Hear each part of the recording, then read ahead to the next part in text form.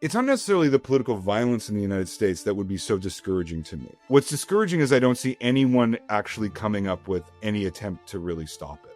We're trying. We have to just stop this. It's not complicated. You would inject a massive jolt of common sense back into American politics with that one policy. But because it makes it harder for people to have careers in politics, it won't happen. Until there are people who are more concerned with mass shootings, then this will continue. I don't know how else to change people's mind. It's witnessing violence firsthand, witnessing a mass shooting. For me, that changed me. That changed the way that I felt about life and the way that I approached life. But it still took me a very long time to wake up to the fact that I don't think things are headed in the right direction. And maybe I just want to go somewhere different and make a change. I think living without the threat of violence, there's no replacement for that. And I think the question to ask is, where can you be more useful? Where can you be happiest?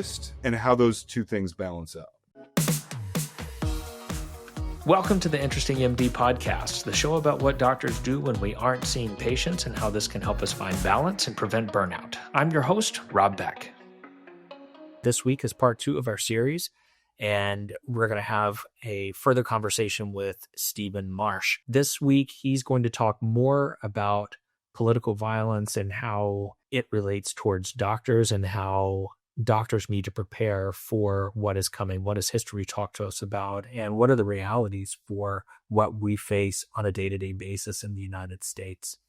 Again, I know that I have not been there in 5 years as a practicing physician, but I hear a lot of stories from my friends, my colleagues, and all of you who are sending me messages every day. I really do appreciate everything. And I really do appreciate all the emails and all the comments on social media. Again, please keep them coming. This is part 2 of my conversation with Stephen Marche, podcaster, novelist, essayist, and overall really fascinating gentleman. I hope that you enjoy this. For political violence, right now we're seeing that a lot of people are being turned on politicians. We've seen multiple state senators or former state senators, judges being attacked and killed, and I would assume on both sides. But right now, a lot of the Democratic people have been killed. That there was a judge who her house was burned this weekend. Her husband was severely injured because he had to jump out of it after being listed as basically a target for people. When does this spread to doctors? I mean, we're being vilified right now. That, again, this is something for doctors. And so I want to kind of focus it on them. But when does this become doctors are now being shot in their clinics? Not anything recently that I've heard about, but certainly that there's just hate, anger, violence. And now for the first time, we've gone from 5.5 years ago with people banging their pots at 7 p.m. when all the workers got off their shifts to, bowing down and making it. Yeah. I mean, like, we didn't need that, but like greatly appreciated. Well, you deserved it. I mean, but the people who had that, yes, I get it. But man, it has changed.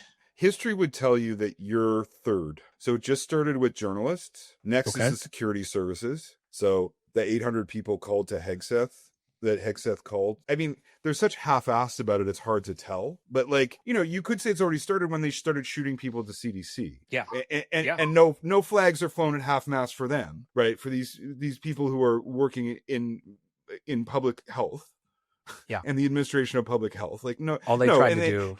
Yeah. And because of the particular nature of the information breakdown in the United States, medicine has a very specific part on that, where you're an elite you're all poisoning people, right? You're all you just want to keep people sick. You're in the hands of the HMOs and all that stuff. And like Luigi Mangione, there's shrines to him. Like, he killed a guy who is not in the top 10,000 of people responsible for the U.S. healthcare system. Right, not in the top, not even remotely close to the top. Man with 2 kids, mid-level executive. There's shrines to him in New York City right now. Right, from the left, I definitely think that if you're reading it historically, certainly things like Stalin purged the doctors, right? Like he did. There was a huge purge of the doctors in 51. Was it 50? That one early I'm not 50s, an late. expert on. Sorry. Well, I mean, you couldn't get medical, like they could, he couldn't get medical care. He had a stroke. There was no one to take care of him. He went after every figure of authority that could challenge his authority. That sounds like something like Trump, and Trump is coming after everyone. I mean, you've got RFK Jr. Running HHS. Like, this is already a kind of fuck you to the medical profession. Right. Yeah. When the violence comes, I mean, I would say it tends to be like they started killing journalists. So that's par for the course. Then there tends to be security services, and then medicine tends to be a third. Right. So you're on the list. Let me put it to you that way. Right. It's not like you're not on the list. Like you might be a little farther down it, but you're like definitely political authoritarians feel threatened by medical professionals. 100%. It's absolutely par for the course that would be true. So I would say the question of, it's not necessarily the political violence in the United States that would be so discouraging to me. What's discouraging is I don't see anyone actually coming up with any attempt to really stop it. Right. Like if it were like, well, we have all these mass shootings, but we're trying, we have these policies that we're going to do to stop this. Or if we're like, well, we have this obvious crisis of political violence where like we have to just stop this. We have to figure out a way to stop. And, just to be clear, like Andrew Yang has like 15 ideas that would take the foot off the accelerator. It's not complicated. Like have open primaries. You would inject a massive jolt of common sense back into American politics with that one policy. But because it makes it harder for people to have careers in politics, it won't happen. Because it makes it harder to fundraise, it won't happen. And until there are people who are more concerned with mass shootings than their political careers, this will continue. And I don't see that. I mean, I would so love to be wrong about that. But I just don't see those people emerging into any positions of power in the intermediate to mid future. I mean, I just don't see where it would come from. Now that said, America's a very surprising country and does turns very rapidly. Crazy good and crazy bad things. Exactly. Yeah, we can. No, it really is, right? We're known for it change. It can do enormous changes at the last minute the way no other country can. But I just don't see where it's going to come from. Maybe that's my own weakness. No, I mean, no, I don't think so. Yeah. Wow. That did make me think that the governor of Tennessee, when that Covenant School shooting, I can't remember if she was like the headmistress of the school but one of the executives at the school was also murdered. And she was the best friend of the governor's wife, had eaten dinner at the governor's mansion just like, I think within a week, but I probably have my facts wrong 3 years out. And it didn't change. Right. I don't know how anything can hit any closer to home, and it didn't change. Yeah. And I don't understand. I can't understand that. It was horrific that Steve Scalise, who is a senator from Louisiana, he's a Republican. He was a victim of left-wing violence, that there was a left-wing, and he went and shot up the softball game or the baseball game, whatever that was, that the congressional Republicans were. It didn't change his view. And I don't know how else to change people's minds. I mean, that it's witnessing violence firsthand, witnessing a mass shooting. For me, that changed me. That changed the way that I felt about life and the way that I approached life. But I mean, it still took me a very long time to kind of wake up to the fact that I don't think things are headed in the right direction. And maybe I just want to go somewhere different and, make a change or, violence is such a different one. Like every country has its problems and they all have their advantages and their disadvantages. I mean, Canada's not perfect by any stretch of the imagination. No, not at all. Not at all. Not at all. Like, and I mean, like for a whole bunch of reasons, but like the violence one seems to me like a big one.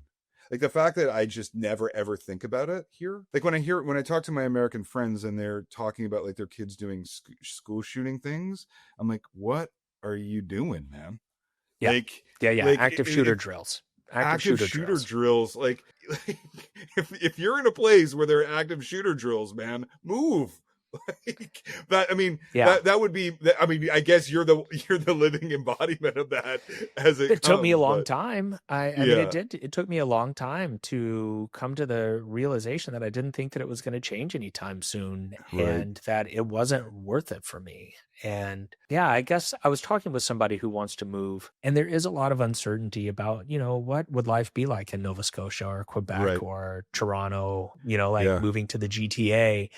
And there is a lot of uncertainty. There was a lot of uncertainty. I'd never even been to British Columbia before we drove across the border. Like right, literally, we had already purchased a house and I quit my job, sold my right, house, and moved. And it was terrifying, yeah, except for I knew with certainty what was going to happen if we stayed. I knew there was right. certainty about things are not going to get better. And I don't know, I'm willing to take on, for us, we're willing to take on that uncertainty because the certainty of staying was becoming too much and it was becoming overwhelming. That's why people move to Canada, right? That's why they move from Cambodia. That's why they move Yeah. from this is a peace, order, and good government country, right? And that comes with a lot of costs, a lot of very serious costs to everyday existence. But on the other hand, I was talking to an American friend the other day, and I was like, she was like, what's it like being a writer in Canada as opposed to America? And I was like, well, it's not, I write for American publications, but the thing is, I just never think about my children's education or their health care or violence. Those are three aspects of life that are just, they don't really, they occupy, I have to save a little money in the RESPs to be able to afford the tuition at UBC, but it's not a my friends who have their kids going into college right now, I mean, it's like war of all against all. I mean, it is just a battleground to get your kid It's, educated. it is staggering. It's It is staggering staggering. and terrifying. And Yeah, now we've and the seen money, like the Department of Education is now right, being so your public education is going to yeah. be And then that worse. has maybe you'll be okay because you're a doctor, but then Yeah. where are you living? Right? Yeah. You got to live somewhere among people. Are you going to be living among a group where no one is educated? Yeah. Do you want to live in that kind of world? And what kind of resentment does that make? So if somebody and then the is, unsafety comes, right? yeah, The structural things American inequality is at the level that has not been seen in America since 1776, right? I mean, it is on both horizontal and vertical inequality. I mean, it's all of those factors: decline of trust in institutions, hyperpartisanship, lack of policy changes. I mean, but I think that, the larger problem to me is that they really have seemed to enter a post-policy phase, where their politics is no longer really even about, I remember when I covered the 2015 election here in Canada, and it was the election, it was so boring covering this election. I mean, it was one guy saying, sir, we need to spend $36 million on education, we need to increase it, and a guy saying, are you insane, we can only afford $34 million. And then they would go back and forth on these numbers, which nobody cared about, right? And nobody even knew what the hell they were talking about. Policy wonk stuff. Then the Guardian commissions me to write it was the first days of Trumpism, late 2015, 20 or early 2015. And there was a Trump rally, and then there was a Bernie Sanders rally within 3 days of each other in a small town in in Iowa. And so I went for the Guardian and reported on both of them. And it was just so you got Donald Trump, who doesn't say anything about policy ever. There's no it's all we need to destroy the Department of Education. It's not we need to enact X policy. And then Bernie Sanders, who's he would say the word socialism it was this dirty word, he was saying a pornographic word. And I was I've come from a socialist country. It's boring. It's a lot of committee meetings. It's a lot of it's not something to say it's a dirty word. It's right. most of the world is a mixed economy like ours. But the point was, in America, they had these huge words that conjured this whole world: life, choice, capitalism. So these huge like cosmic almost words that define their politics. Meanwhile, the actual nitty gritty of like, what are you going to do here? Like, how are we going to move this here? No one is involved in that. Right. And I think No. that's part of the There's sense no of more powerlessness. policies. There's no real there's policies. no more policies. I mean, Right. you know, like Yeah. a Harris-Trump debate was not about policies. Policy. Yeah. It's not about policies anymore. No. Nobody has those grand visions anymore. And Yeah. it's very sad, of course. Yeah. And it's come on very rapidly. Like, you know, like I think that that's only really been true since, well, I mean, 2012, like, you know, because it's not like Biden ran on policy either. Yeah, right? No. Yeah. I mean, it's a both sides issue. Yeah, now. it is I mean, a both sides issue. Yeah, like nobody's coming up with, you know, huge points of anything. Yeah. Or you know, even grand. that... Well, see, and that's why the soft secession thing seems to me, because like Pritzker actually does think about policy. You know, what's her name in Michigan? Whitmer. Gretchen Whitmer. Gretchen Whitmer. Like she's a policy head, right? Like she thinks about policy all the time, and so does Newsom, and frankly, so do the Republican governors, right? Like that's what they think about in Texas. That's what they think about in Florida. Like they're actually installing policies, right? And so if that's where politics actually is happening, where policies are being implemented, it's kind of natural that would be where the locus of politics eventually falls. But that's assuming a lot of rationality, which is not a good assumption. Always what America is known for. Yeah, again, I am not America bashing right now, but rationality is like, it's just not what we do well sometimes. In short, you know, it's funny because like I think for most of my life, American rationality, that would have been what America was, right? Like you have to remember, like Canada almost broke up twice before I was 20, right? Like we almost had a full we almost stopped existing because of Quebec separatism. There was, and meanwhile, America was running the world and was and was the most sensible option among all political options. It was a given. It was an absolute assumption in Canadian politics, but everywhere, in Europe, everywhere, right? And it was synonymous with rationality. And then that just 2008. I mean, that was the crack up. I mean, whenever I asked the experts in the book, like, when did it start breaking apart? That was always the date they gave me, 2008. Right. Was that because of the financial crisis, or was that because of Obama? Well, it was mostly the financial crisis. Like, you know, that's the date where like life expectancy starts declining. Each generation, the assumption that each generation does better than the one before it, that dies in 2008. Essentially the American dream that your children will do better than you, that really starts to fall apart pretty rapidly. I mean, I'm a bit of but you know, I also think it was partly Obama and like the shattering of white like iconography of America, like, and you know, America is about to become a majority minority country. Wherever that happens in the world, there's violence, right? Like that's not a white person thing. That's what happens in Africa. It's what happens in India. It's what happens in South America. It's just a fact of life that happens. So you have all those kind of questions. Also the surge in Iraq, where you have the real first like foreign policy losses in a generation. Like you have a second Vietnam, and you know, now you've got like 20 million veterans of lost wars in the United States. I mean, that's a hugely destabilizing power. Any country that has, you know, a significant number of veterans of wars that just were lost. You know, that's what broke apart the Soviet Union. It's probably what's going to break apart the current iteration of Russia. Like it's what broke apart Japan. You know, that comes with cost too, right? So it was a lot of factors in 2008. I think the economic one is the dominant one, though. I mean, really? Okay. To me, I think if you're really, you know, looking at, you know, what causes things like the Tea Party to rise, what causes things like, you know, Texas separatism, which was like a fringe movement where they're getting into roving gun battles with the FBI, like before 2008. After 2008, they're like, you know, getting motions passed by the Republicans in Texas. Like they become a very different thing. All of that really starts after the economic crash. And even California has a pretty robust separatist Yeah.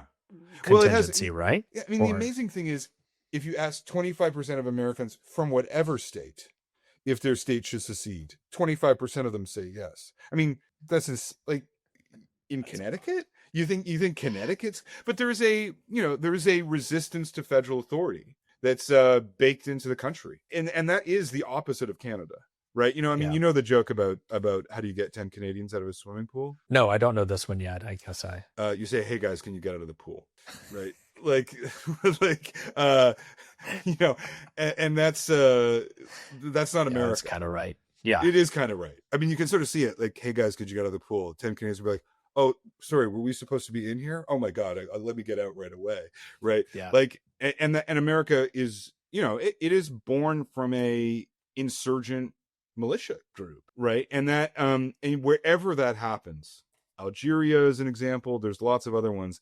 There tends to be a lot more political violence when that is the origin of your country. Yeah. Right now, we've talked a lot about, kind of the overall where things are going and trying to keep bringing it back to doctors. But what do you expect? So the violence is coming for us, but what do we do on kind of a day-to-day basis right now? And this may not be where you feel comfortable at all weighing in, so I apologize. Yeah. But, if you have the government coming in and that you have people coming into your clinic, coming into your parking lot, coming into your hospital to arrest people who are brown. I mean, we have literally just seen people being arrested in a hospital.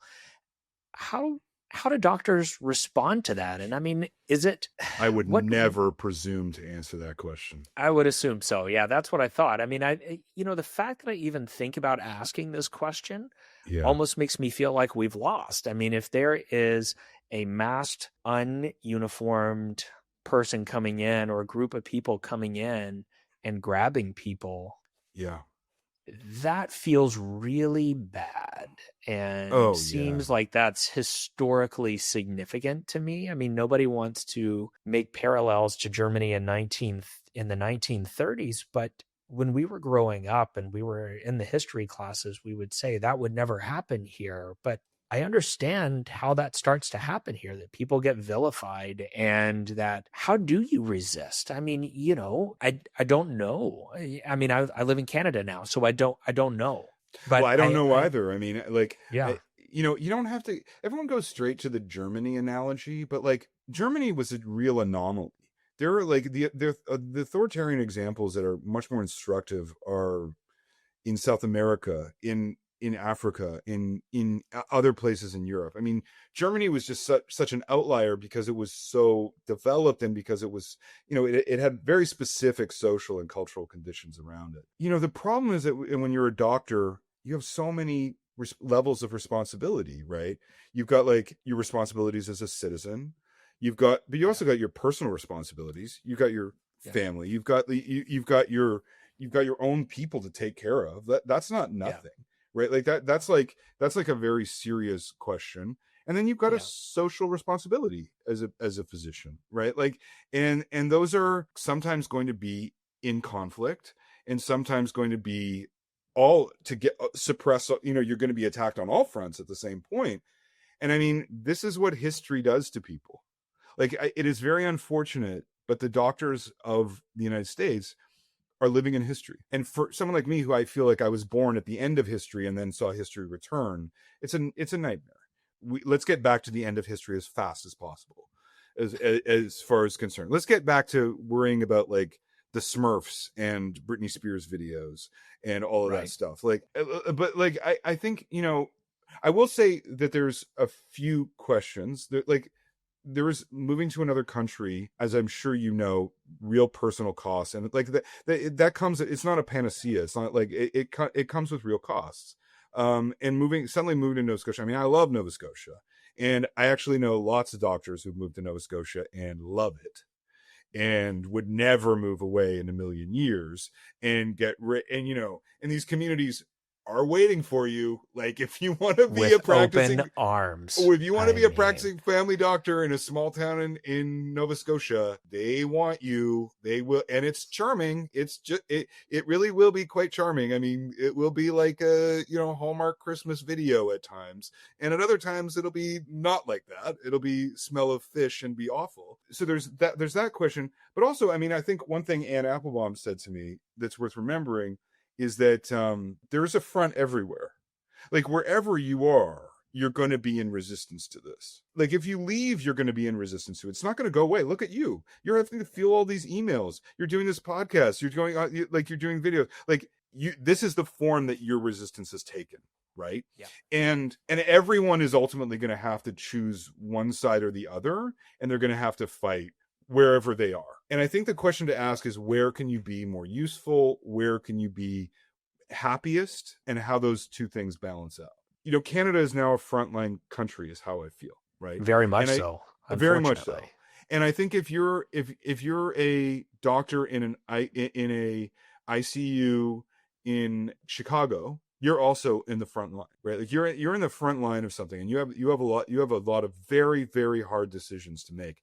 But the hard decisions are coming for us all, right? Like, they really are. I mean, I did not have, will my son go into the military on my life play card. Right. Like, that was not something that I thought was going to be realistic, like, and suddenly it is. Like, it's what there is definitely is there's no answer that will be right. Right. Yeah. Do you know what I mean? Like, there's no, like, absolutely. Obviously you should do X, or obviously you should do Y. Like, I mean, that said, I think living without the threat of violence, I mean, there's no replacement for that. Pretty nice. I had a friend right? once who lived in Doha, or he lived in Riyadh for a while. And I remember asking him, he wasn't a doctor, he was an engineer. And I asked him, like, what do you miss from home? Like from Canada. And I expected, like, Kit Kat bars or something, like Coffee Crisp or something like that. Or, like, I can chocolate go and that doesn't melt in the desert heat. Yeah. And he right away, like, instantly, he said the rule of law. He said, like, really? when you live, yeah, right away. He was like, when you live without the, like, if the prince's Lamborghini runs over your kid, too bad. Living in that conditions, like, there's no replacement for the rule of law. Like, that's the ultimate luxury, right? And I mean, I'm not sure America is really at that point yet where it is truly lawless, but it's accelerating pretty rapidly down that path. And I mean, that one is the key metric. Like, everything else can take a beating, but when that goes, it's so hard to get it back. It's so hard to get it back. Now, I will say that that's kind of one of the funny things, that when we moved back to New Orleans 8 months after Katrina hit, that was kind of when we finally made our move back and were able to, the city was functioning enough. There was no police force. And so the National Guard was there because of all of the shootings. I mean, the violence was just absolute insanity. It was very, very dangerous. Very, very dangerous. Like, hearing automatic gunfire on Sunday afternoon, just in your front yard with your kids. I mean, people shot left, right, and center all over the place. So the National Guard comes in, and there, again, literally are no police. And so the National Guard was there to prevent looting and violence. And so they couldn't pull you over. Like, they had no authority to pull you over for traffic violations or, speeding or whatever Your else. Dream police force, was it good? I mean, my wife and I joked a lot about, like, we know what we would be like when society ends, because I didn't stop. Like, I made sure that nobody was coming, but, like, that red light, I didn't stop at that red light. And I didn't stop at the stop signs. Like, there was, it was slowed down enough to make sure that nobody else was coming, because not everybody else did. But I mean, that was a lawless society for a long time. And I don't even know that it was completely back by the time that we left 5 years after Katrina. And violence was so out of control. Part of the reason I didn't stop at those red lights, especially on the way home, was because we were worried about carjackings. Right. And that Yeah. if I would never have stopped and just stayed there at a red light when I was the only Right. one. Are you kidding? No Yeah. way. That it was so bad that when you would get gas, you would put gas in your car and you were making eye contact with everybody else who was putting gas in the car. You would never look down at your phone. Like it Right. was to that point. This is And not Victoria is pretty damn far from New yeah, Orleans in a lot of yeah, ways. yeah. Victoria I is mean, like I don't think you other have to end. worry about the gas, like looking someone in the eye in the gas station. No, If you gave someone a critical response to their rose bushes, then there right. might be Yeah, there would be an serious letters uproar. written. Yeah, Certainly there'd a be like letter written. Uh, yeah, well, it's a and I nice little think switch. that stuff's really hard to put a price on to me. Right. Yeah, that was when we were in that mass shooting on Mardi Gras. It Right. Oh was God. that, I mean, yeah, I was close enough to where, I was on top of a ladder, at the parade, a couple of thousand people within a block. And I turned around, like we heard the gun. I turned around, I saw the smoke from the barrel. I was that close from a handgun. And Man alive. yeah, I mean, we saw the smoke of the barrel. I had my 1-year-old and my 2-year-old son with me and all of our friends. My wife was at work. She was pregnant at the time. And like we ran. And I mean, again, the breakdown of the rule of law, that was probably 2010, like Mardi Gras Day of 2010. And 7 people were shot, including a 2-year-old. And here's the breakdown of law. So the police were there. The police were, long story short, caught the guy a block off, and the guy ran and he threw his gun underneath the car trying to not get arrested with the gun. And one of the police officers recovered the gun. Like they all saw him do it. Like they were converging on him very quickly. And he ended up going free because the police officer who grabbed the gun, who found the gun and retrieved it, had planted evidence in another case. There was a mass shooting and the guy went free? Free. Wow. Totally free. What happened to him? Where did he go? Like, is he just walking around the streets of New Orleans now? Like, that part I don't know, but I mean, my guess is probably. Yeah. But I mean, that is the breakdown. That's the breakdown of law. That's the breakdown of society right there. That's like right. You can still go. You still have, we still had jobs. We were residents in the hospital. We were still working. We were still doing these things. But like, my God, that's a complete and total breakdown.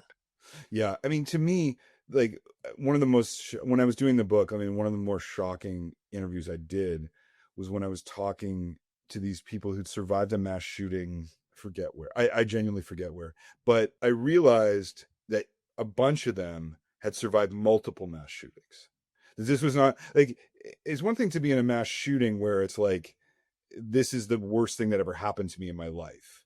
Right. Like, and I'm having nightmares about this 10 years later, but for it to be like a part of your reality, like, oh, there was the mass shooting in my 20s. And then in my 30s, I was in another mass shooting and I'll probably be in another one in my 40s. I mean, then it really is like, well, what the hell? Like, how can you live this way?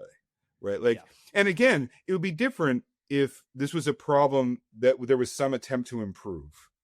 Yeah.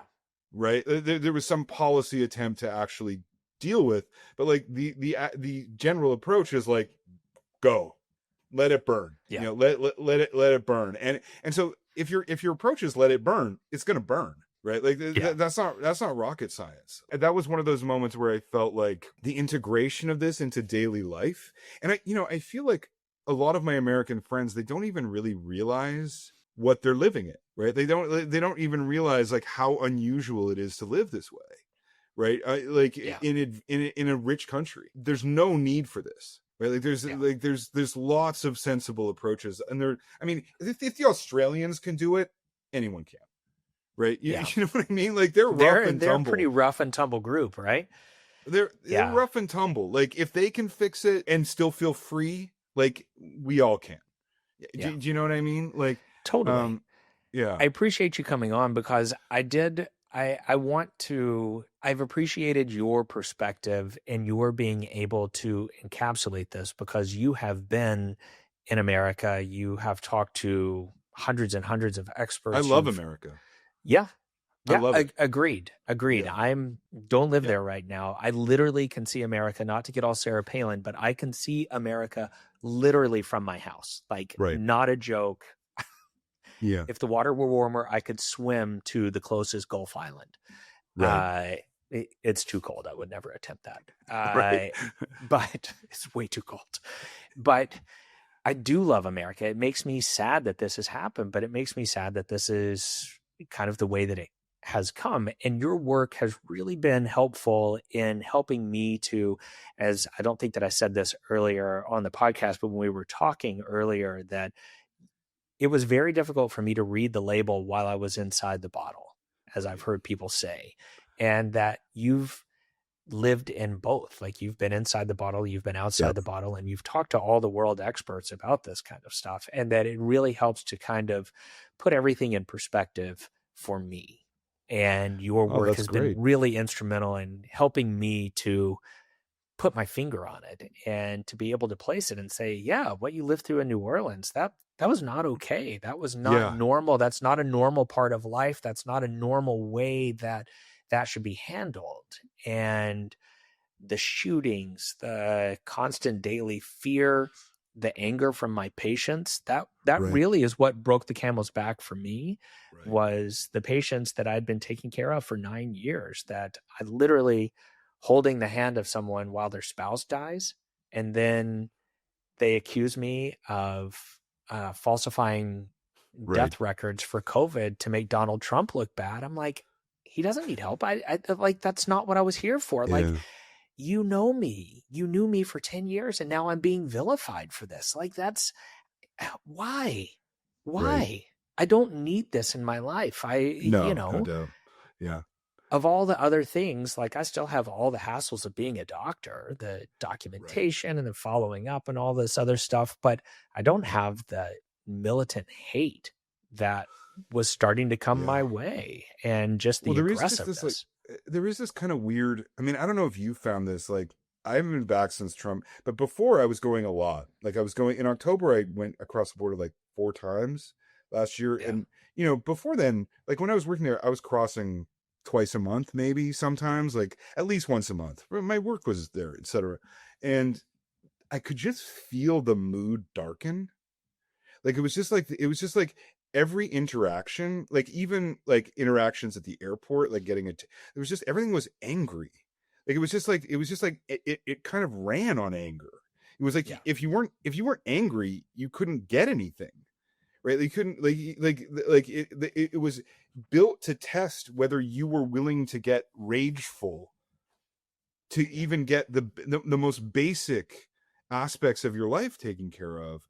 And I think that seeps out, you know. I mean, even like, I went to this Ideas Festival in upstate New York. I mean, gorgeous. I love upstate New York. It's so beautiful, and like a ridiculously fancy hotel, lovely, like beautiful, you know, the kind of place where like you come in, they have special soap for you to wash your hands before you check in, because they want you to be pure before you check into this, like cleanse yourself and get like sort of combination of like incredibly rich but like some vague Buddhism association with it.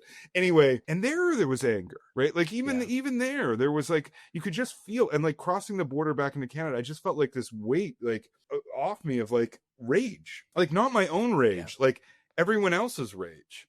Like, it just seemed like there was just this real dark mood. I mean, it is like seeing your elder brother that you love get a meth addiction. Like, it is like, it is a terrible thing to behold. It's definitely a country I've loved my whole life. It's not my mother, like Canada's my mother, but like it is a country that I've loved and admired my whole life. And to see it fall apart this way is just, you know, horrendous and terrible to behold. Yeah. Well, hopefully we can have some hope. And I do think that bringing people's awareness to this and saying, man, you really do have a problem. You know, when I confront people and that they finally get their labs and say, your cholesterol levels are terrible and you've got terrible blood pressure, you've got diabetes, and like, you know, come on, you need to. We are going to get the cream of America, just like in the 60s. The Draft Dodgers built the Toronto public school system here. They did a terrific job. My neighborhood's already filling up with expats. Nathan really? Englander moved down, the New Yorker writer Nathan Englander. He's down the block. He's great. I mean, terrific writer. He just became a full Canadian citizen. He's just gone Canadian. Wow. Like you open this guy up, maple syrup comes out of his arm. You know what I mean? Like, and there was a bunch of them though. Now my neighborhood's starting to fill up with pretty excellent Americans, I would say. Like Americans that like America should not want to leave. Like elite people. And that's the sad part, is that the people who can't leave are going to be hurt. But yeah, for sure. Hopefully we can get this stuff together. But so just before we go, and I do apologize for taking up so much of your time, but I cannot thank you enough. This is absolutely fascinating. But how can people find your work? People want to know more about you. Just go to my website, www.stephenmarche.com, or just find me on social media. I post everything that goes up there. And you know, the book and the podcast are all on the website, so they can find it there. Yeah. So the next Civil War is the next book, Civil War, correct? And the last election. The last election. And gloves off. And gloves off. All right. Yeah. I can't tell you how much I appreciate this. Thank you so much for taking all this time. Real pleasure to talk to you. Let's all hope that it all just works out and we'll all be laughing about this in 5 years, although. Absolutely. And I will promise that I will invite you on if we were completely wrong and that everything goes the other way. I would love it. I would love to have. Yeah, I would love to go on an American apology tour with Stephen Marche. We would love that. So America, make it happen. That's right. No doubt. All right. Thank you so much. It's been an honor. Thank you again for listening to another episode here on the podcast. I hope that you found this discussion eye-opening and fascinating. Whether you believe it or not, whether you think that this applies to you or not, I think that it's something to start considering. I do think that political violence and everyday targeting of doctors and the practice of medicine is very important to think about. What does your practice look like? How are you going to practice in the future? How are you going to deal with these issues when they arise? It's unfortunate. It's something that none of us ever thought we were going to have to think about, but I do think that you need to start thinking about this now. Talk to your friends, talk to your colleagues, talk to your spouses, talk to your family about what it is that you've heard today. Some may think that it's BS in this. Again, I hope that I'm wrong. I hope that Stephen's wrong. But I do think that things are going to get worse before they get better for U.S. doctors. And a lot of you are already under attack, whether it's on social media or whether it's in your exam room or whether or not it's out on the streets. We need to have a more open and honest conversation about what to do about that and about how you protect yourself and how you protect your patients. Thank you again. I look forward to hearing from you. Thank you for listening to another episode of the InterestingMD podcast. Please check out my content on YouTube at InterestingMD and follow me on TikTok, Blue Sky, Instagram, Threads, and Facebook at The InterestingMD and on X at InterestingMD. If you have comments or questions and want to get in touch with me or any of my guests, please DM me on socials or email me at rob@interestingmd.com. If you have any ideas for a show and you want to share your hobbies with me or don't know where to get started on your own project, you can email ideas@interestingmd.com. Please like and subscribe to the podcast and YouTube channel to get the latest content. Much appreciation to Falter Media for editing, producing, and posting all Interesting MD content. Check them out, because if they can do this for me, imagine what they can do for you. See you next week.